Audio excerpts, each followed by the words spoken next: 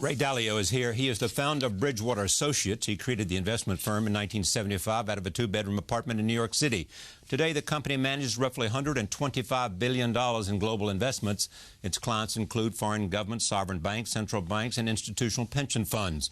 Over the last 2 years, Bridgewater ranked as the largest and best-performing hedge fund in the world. In 2010, its returns were greater than the profits of Google, Amazon, and eBay combined. I'm very pleased to have Ray Dalio at this table for the first time to talk about a perspective on the global economic scene and a whole range of issues having to do with where we see ourselves, and also a look at his own philosophy and what has informed his own opinions and the way he looks at the world. Having said that, welcome. Thank you. It's great to have you here. Great to be here. What is Bridgewater Associates? It's a global macro firm. We assess what the world economy is like and how asset classes will change, and we are managing money for pension funds and endowments, like you described, the Pennsylvania teachers, those types of pension funds, for trying to keep them safe. When you look at the world today, the global economic picture, I read today Goldman Sachs had a disappointing performance. J.P. Morgan did not do as well as some had hoped it might be. What's happening with financial firms? I think it's important to understand that we're going through a deleveraging. Okay, so we have to understand the big picture is there's a deleveraging. The three big themes. First, there's a deleveraging. Secondly, we have a problem with monetary and fiscal policy, so we're out of ammunition. And thirdly, we have an issue in terms of people, most importantly, who are at each other's throats politically and globally in terms of having a problem resolving those. Imagine you earned $100,000 a year and you didn't have any debt. You can go to a bank and you can borrow $10,000 a year. You could spend, therefore, $110,000 a year. And when you spend $110,000 a year, somebody else earns $110,000. And they can go to a bank, and there's a self-reinforcing process in which your debt rises in relationship to your income. And that goes on for a long time, and that goes on for 50 or 75 years. Through history, we've had these 50, 75-year cycles.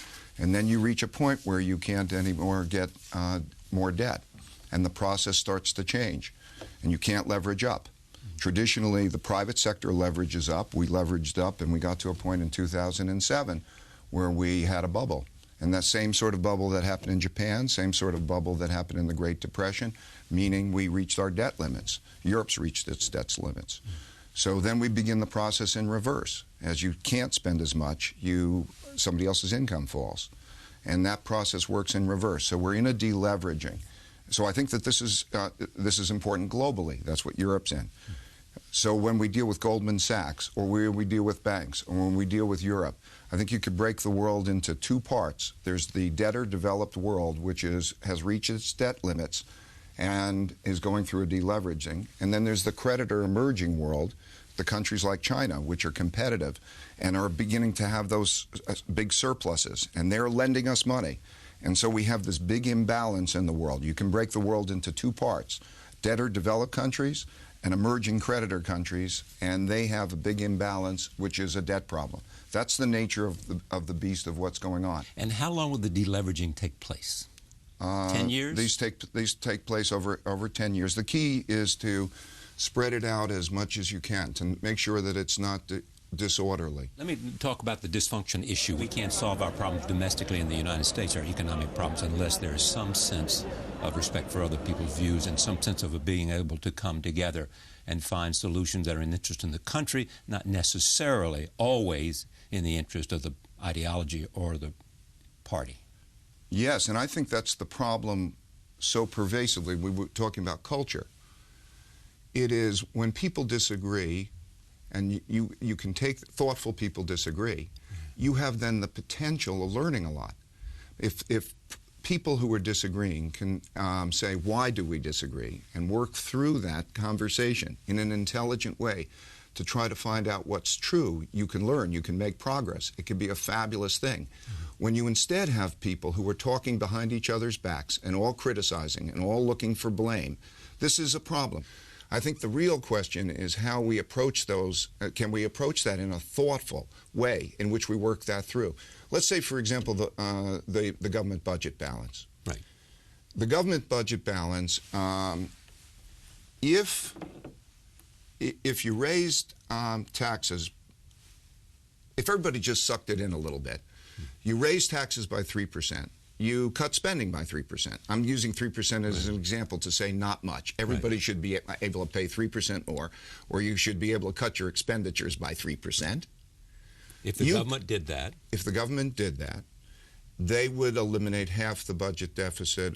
It's estimated about $8.5 trillion over the next 10 years is what we're going to have as a deficit. They would eliminate half of that.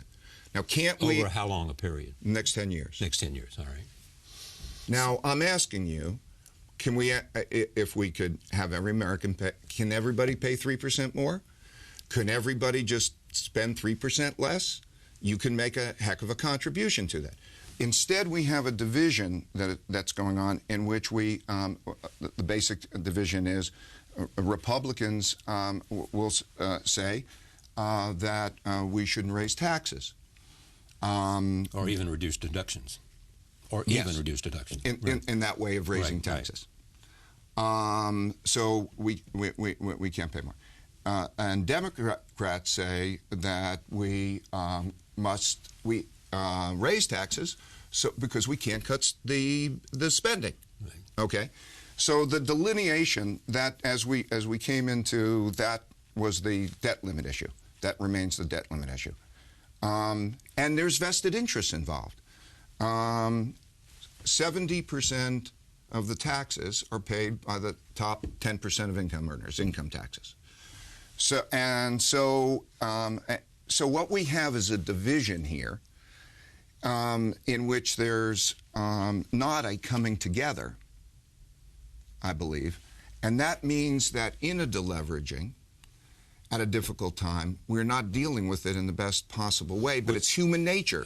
We are doing, as they say, kicking the can down the road, and not dealing with it. Suppose the super committee does not reach an agreement in terms of its requirement, and therefore the mechanism, the trigger mechanism, kicks in.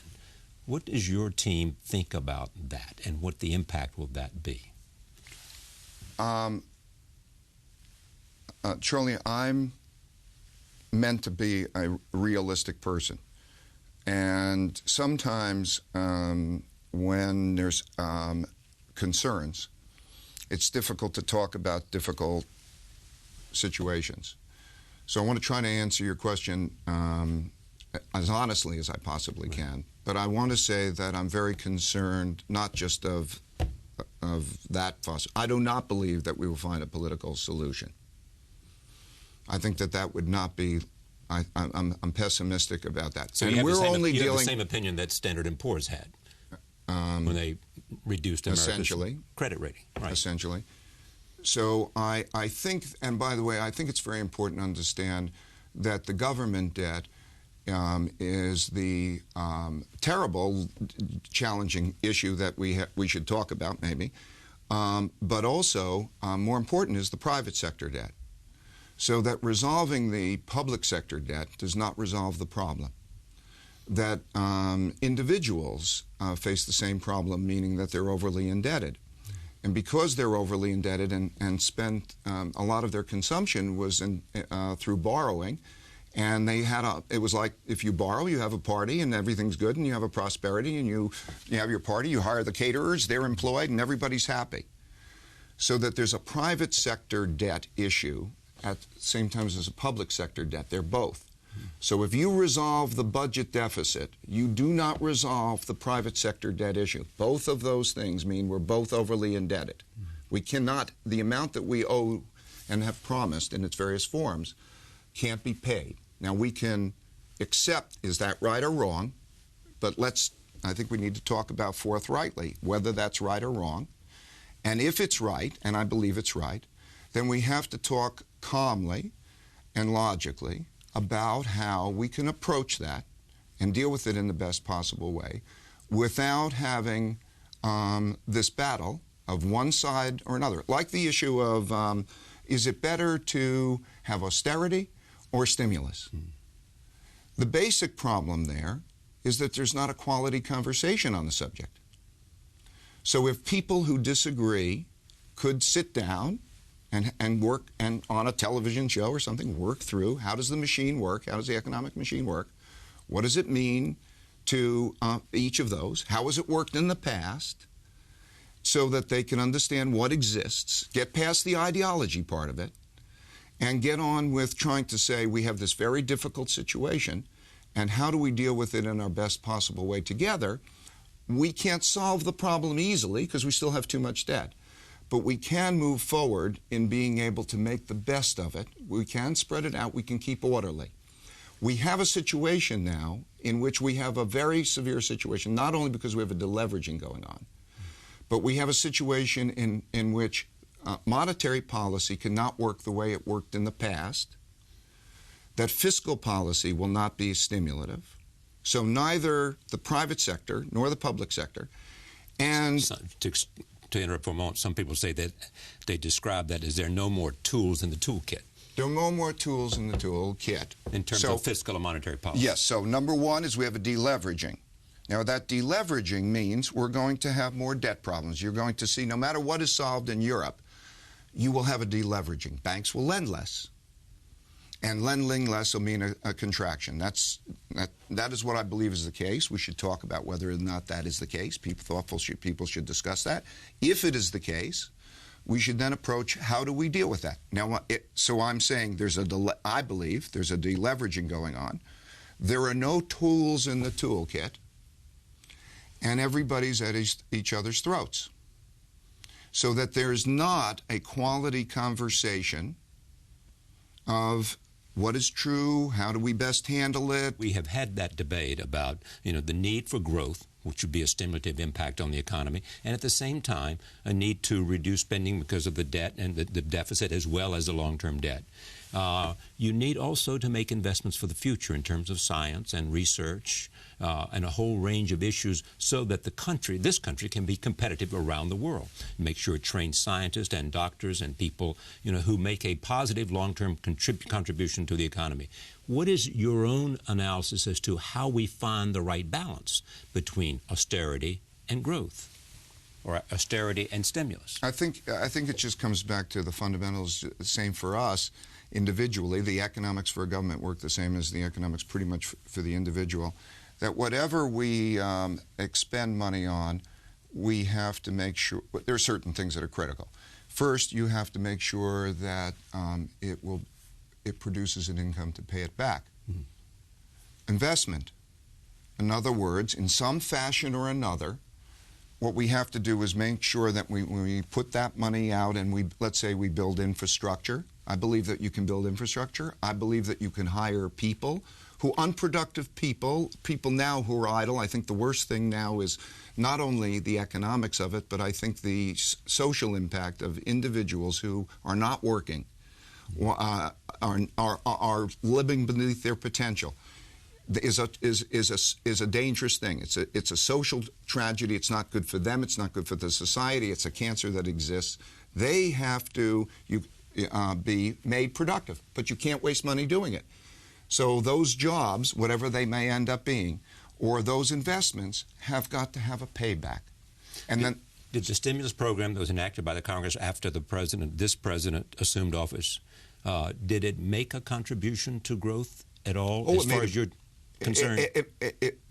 It certainly made a big contribution. It did create jobs, because some people would like to believe that stimulus program didn't create jobs, and you're here to say, with your own analysis, it did create some jobs. Oh, a lot. Yeah. Okay, but we, at the same time, and it created growth and it created some jobs. At the same time, we have this overriding factor that is depressing jobs. So it created jobs in an environment, and so let's turn to what is depressing jobs. Right.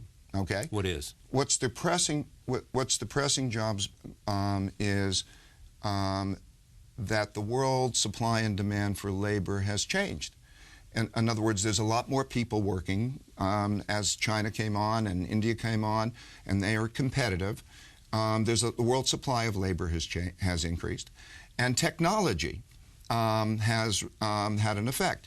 So we're in an interesting era, because I think almost if you think of a person as in a machine, an economic machine, as being a tool, a part of that economic machine, The demand for labor has changed in a very profound way.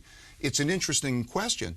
We might enter into a period in which we don't need people as tools. Mm-hmm. So what does that mean? The two reasons that people are enormously curious about you. Number one is simply the objective success of what Bridgewater has done and become. And secondly, there are interesting questions as to how you think about the world and how you think about investments. You have mentioned a couple of times the economic machine. Give us a sense of what that means to you, because my understanding is that's central to a philosophy you have about the way the economy works. Reality works in a certain way. You have to understand how reality works. If interest rates go to zero and you can't ease monetary policy, how does the economic machine work? Okay, a central bank can make a purchase and get money in the hands of somebody else, or blah, blah, blah, blah, blah. There is a certain machine. It is operated this. You can raise your debt relative to your income to so far, but you can't raise it more than that. And then when you reach that, that changes. So the private sector cannot, there are such laws of economics, such realities of if, let's say Europe, I'll give you another one. We have a debt problem in Europe. You can either transfer the money from one rich country to a poor country. Right. Germany to Greece. You can print the money. Can't do it. Or the ECB can say, I'll find a way to do it, whatever. Right. Or you can write them down. Those are the choices. So-called haircut. Haircut. A machine for you is a theory of the way things work. So, yeah, that's right. It's a description of reality. If I ski and I'm putting my weight on my downhill ski, I will make a better turn than if I don't. And you always make a point that you know what you don't know, and that's equally valuable. More valuable. I want to say that, so this is the whole philosophy. Right. I so know that I can be wrong. Look, we all should recognize that we can be wrong.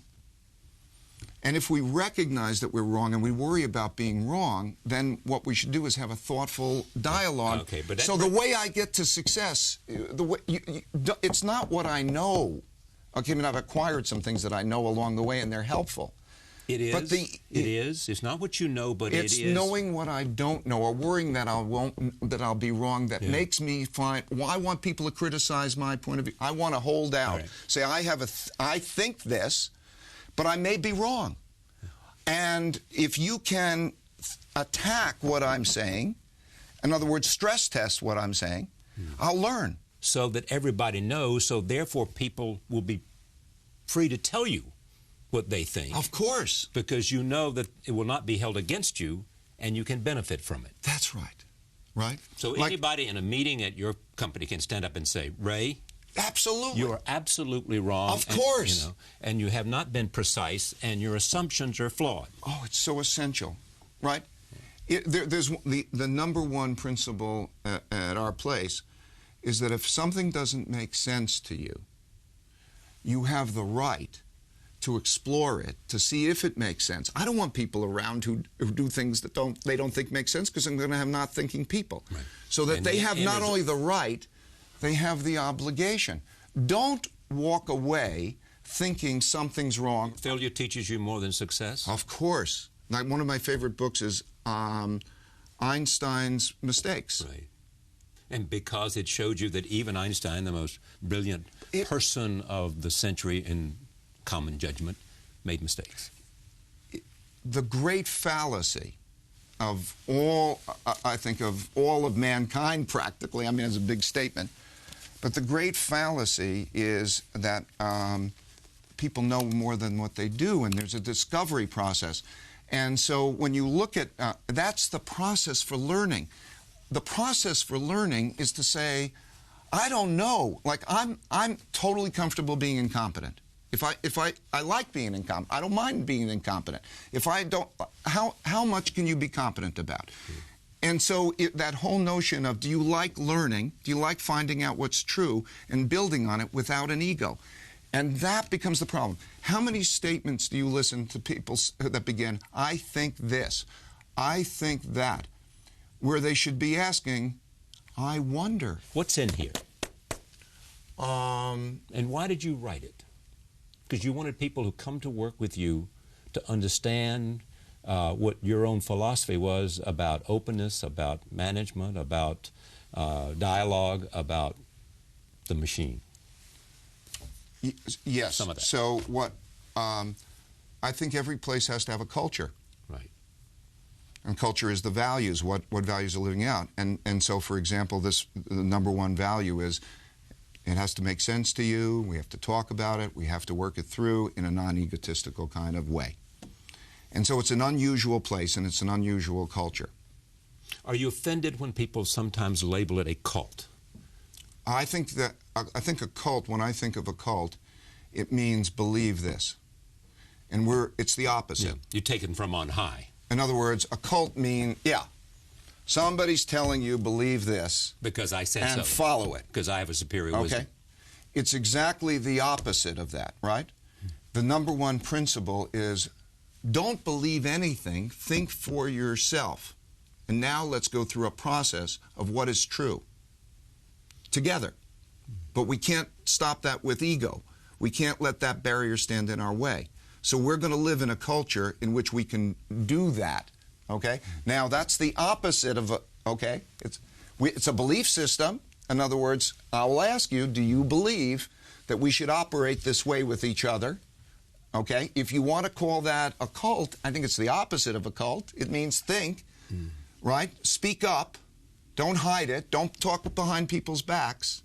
It's talking behind people's... Okay, did you have these ideas for a long time, or these ideas that you came to through your own experience and your own living and your own sense of what you read and what you questioned, and you came to this? Of course, through my whole life. Now, as I say, when I started at the markets, the knowing I don't know and the liking to have people challenge me. So when I was young, I did like that, to know. I did know that I'm an independent thinker. And I know that for an independent thinker, and I like to innovate. We like to innovate. And if you're going to have an innovative thinker, there's a high chance they'll be wrong. And if you have to have an independent thinker, they're going to have a different point of view than the next person. So if you're going to have innovation and independent thinking, you're going to have the ability to disagree, to find out what's wrong. And I learned through my whole experience, day after day, that the cost of being wrong is a terrible thing. So I worry about being wrong. And because I worry about being wrong, I want to know what's true. Yeah. And we have a community here. I want to know what's true, including my strengths and weaknesses, so that I know how to deal with them. And I want to be in a community of other people who want to do that. Do you believe as... And by the way, that's connected to our performance. You're having this dialogue with members of the Tea Party on the Republican side and members of the President's administration on the other side. What would you tell them about the necessity for revenue in the next 10 years? Well, here's what I would be telling them. You got to tell them more than just talk. Okay, no, but here's what I would say. Can I, Mr. President, Mr. Alternative Republican... Mr. Cantor, let's say. Okay, can we first, just together, sit down in a room, together with whoever you want to bring in, and go through an exercise of finding out, forget what we should do at the moment, just find out a discussion of how does the economic machine work? How does the machine work? Let's not get to what we're doing at the moment. And can we agree on how the machine works? Do you think they've done that or not? They don't do that. They don't. This is the big thing. Everybody's looking at what to do, and there's a debate. Well, but no, this was about can they do what I said. Do you think they have done that or not? Meaning, have they sat down and said, let's just test all of our assumptions about what's necessary and the way the system works, the way the machine works? No. So that's the interesting thing. Everybody's looking about what to do, and then each approaches it with a bias, and we're not in a conversation that's a quality conversation of how the machine works. And part of the argument has to do with how you read history, too. Those people who we can do it together. Right. Okay, we read can history together. All right. Not only, and you can, at a very nuts and bolts level, I could take any period of history and put it through my template. There's a template I wrote that describes how I think the machine works. Right. Well, you have signed the Giving Pledge of Warren Buffett and Bill Gates, have you not? Or yeah. When you look at the Buffett rule about, as a man who has a huge income, how do you feel about the Buffett rule vis-a-vis the way you look at it in terms of whether there needs to be more sacrifice on the part of people who are at the highest level of the economic? So I think the answer to that is probably true. Okay, yeah. I think that, but I want to be clear. I want to say more than this on the subject. I think that there's not enough discussion on people being. How do we get people to be self-sustaining? So the number one thing I want for my kids, the number one gift I can give my kids, or the number one gift that I can give anybody, is that you're self-sufficient. Mm-hmm. It's not a matter of even living standards. It's the notion of if you're self-sufficient, you have the freedom to make your own choices. It's a bit like the biblical parable, isn't it, about giving them fish or teaching them how to fish? Yeah, and you can make whatever choices in life you want to make, but you're self-sufficient. And on an ethical standard, it means that what I'm giving is equivalent to what I'm taking. Self-sufficiency, right? Mm-hmm. So what I want to do, what I think that we need to do, is say this large percentage of the population, how do we make them useful? How do we make them self-sufficient? Let's all agree on a goal of how to achieve that. So like my kids, I don't want to just give money. Let me give you. I'm going to give away a lot more than half of my money. Right. I'd be happy to give that to the government. If the government put together programs that were like I'm giving away to charity, to certain programs, in which I believe the money is efficiently used to help people. Let's say, for example, if the government created a series of programs that said there's this education, Teach for America, KIP, I can read these things off. Okay, of these types of things that all those you support. Yeah, or it doesn't have to be those. Yeah, it just has to be good. Right. Okay, if the government results have to be yes. So, for example, Arnie Duncan, Secretary of Education, Secretary of Education, is a fantastic person for dealing with improving the quality of education in the United States, and he raced for the top and such. So you'd say, I'd be happy for my taxes to be raised if I knew that the money would go to be administered by someone like Arnie Duncan? Oh, man. Or even create a series of quality. I will fund that opportunity. Don't waste it. Don't waste it. Put it to good use for education, for opportunity. So I think that what the country's most important thing to give anybody is opportunity. Let me take this downtown to where there's an economic protest at Wall Street. Give me your sense. You clearly have read about that and look at it. What do you think's at stake there, and what do you think they're saying to us? I think the number one problem is that we're not having a quality dialogue.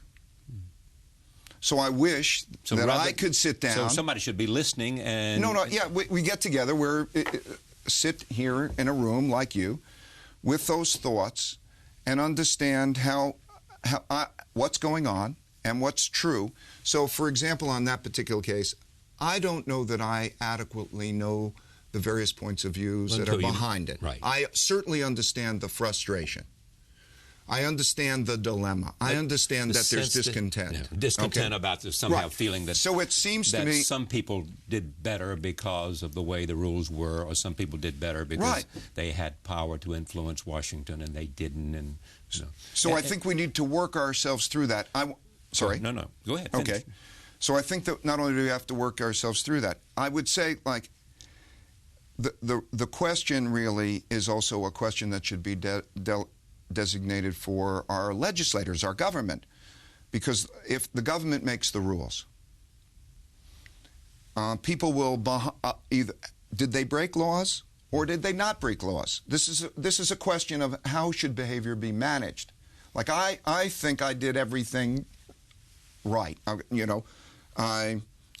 did well for my customers. My customers are pension funds, teachers, and data. I did well when others didn't, and I'm going to say that they are very grateful. We have a wonderful relationship, 15-year wonderful relationship.